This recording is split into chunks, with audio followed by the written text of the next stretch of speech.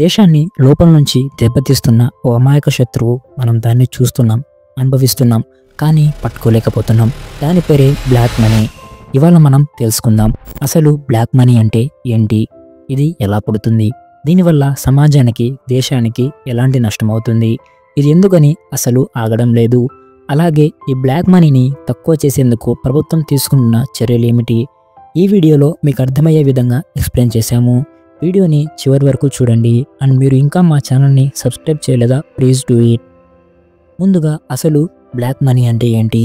Black money అనేది ప్రభుత్వానికి తెలియకుండా ఉన్న ఆదాయం. అంటే దీనిపై ట్యాక్స్ చెల్లించరు. దీనిని అధికారికంగా నమోదు కాని డబ్బు అని కూడా చెప్పవచ్చు. ఉదాహరణకి ఓ బిల్డర్ 50 లక్షలు విలువైన ఫ్లాట్ అమ్మితే అందులో కేవలం 20 లక్షలు మాత్రమే బిల్లో చూపిస్తాడు.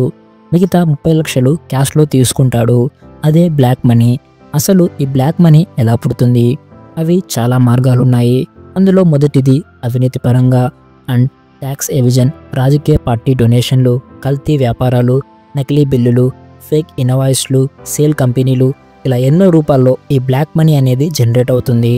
మన దేశంలో ముఖ్యంగా బ్లాక్ మనీ 3 రంగాల్లో ఎక్కువ కనిపిస్తుంది.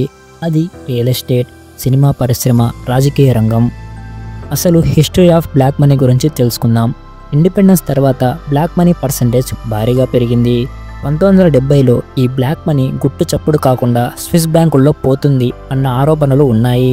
2016 నోట్ల రద్దు వల్ల బ్లాక్ మనీ మీద పెద్ద చర్యగా చెప్పబడింది.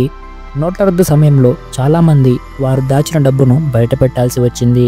కానీ చాలామంది వారి సొత్తులు గోల్డ్, ల్యాండ్ల రూపంలో దాచుకున్నారు. అసలు ఈ బ్లాక్ మనీ వల్ల ప్రజలకు, ప్రభుత్వానికి, దేశానికి కలిగే నష్టాలు. ముందుగా ప్రజలపై ఈ బ్లాక్ మనీ ప్రభావం ఎలా ఉంటుందో అంటే చిన్న చిన్న వస్తువులు ధరలు పెరుగుదల, ఎక్స్ట్రా ట్యాక్స్, దీనివల్ల సామాన్యుడు బాగా ఇబ్బంది పడవలసి వస్తుంది. ఇకపోతే మన ప్రభుత్వానిపై ప్రభావం, పన్ను ఆదాయం బాగా తగ్గిపోవడం, అభివృద్ధి పనులకు నిధుల కొరత రావడం, మరెన్నో అంశాలు ఉన్నాయి. ఇక మన దేశ ఆర్థిక వ్యవస్థపై ప్రభావం ఎలా ఉంటుందో తెలుసుకుందాం. అసలు నాణ్యత లేని డెవలప్మెంట్, బంగారం, రియల్ ఎస్టేట్ దెబ్బతినడం, నకిలీ నోట్ల వాడకం పెరగడం, ఇంకా ఎన్నో ఇబ్బందులు ఉంటాయి. ఈ బ్లాక్ మనీని స్టాప్ చేయడానికి మన ప్రభుత్వం తీసుకున్న చర్యలు: డిజిటల్ లావాదేవీలను ఎంకరేజ్ చేయడం, 2016లో నోట్ల రద్దు, బినామీ ట్రాన్సాక్షన్స్ యాక్ట్ని తీసుకొని రావడం, పాన్, ఆధార్ లింకింగ్ మ్యాండటరీ చేయడం, ఇన్కమ్ డిక్లరేషన్ స్కీమ్స్ తీసుకొని రావడం, ఇంకా జిఎస్టీ అమలుపరచడం. అసలు ఈ బ్లాక్ మనీ ఎలా కనిపెడతారు?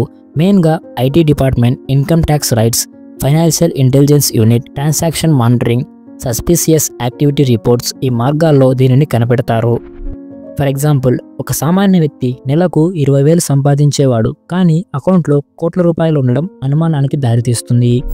ఇక ఒక సామాన్యుడిగా మనం చేయవలసినవి: మనం కొన్న వస్తువులకి బిల్ అడగాలి, ట్యాక్స్ చెల్లించాలి, క్యాష్ ట్రాన్సాక్షన్స్ తగ్గించాలి, ఫేక్ రిసిప్ట్లు వాడకూడదు. నిజమైన దేశభక్తి అంటే పన్ను చెల్లించడం. ఎందుకంటే మనం చెల్లించే పన్నులతోనే ప్రభుత్వ పథకాలు నడుస్తాయి.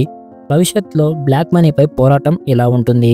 ఇప్పుడు అన్ని చోట్ల ఆర్టిఫిషియల్ ఇంటెలిజెన్స్ ద్వారా మానిటరింగ్ జరుగుతుంది. ఇంటర్నేషనల్ బ్యాంకింగ్ మార్గాల పర్యవేక్షణ, డిజిటల్ కరెన్సీని ఎక్కువగా వాడడం. మన భవిష్యత్తు టోటల్ డిజిటల్. ఇది బ్లాక్ మనీకి గట్టి దెబ్బ అవుతుంది. బ్లాక్ మనీ చిన్న మాట కాదు, ఇది పెద్ద చట్టబద్ధమైన సమస్య. మనందరం దీనిపై అవగాహన పెంచుకోవాలి. మన బాధ్యతగా, నిజాయితీగా, పారదర్శకంగా జీవించాలి. మీకు ఈ వీడియో నచ్చితే లైక్ చేయండి, షేర్ చేయండి. జై హింద్.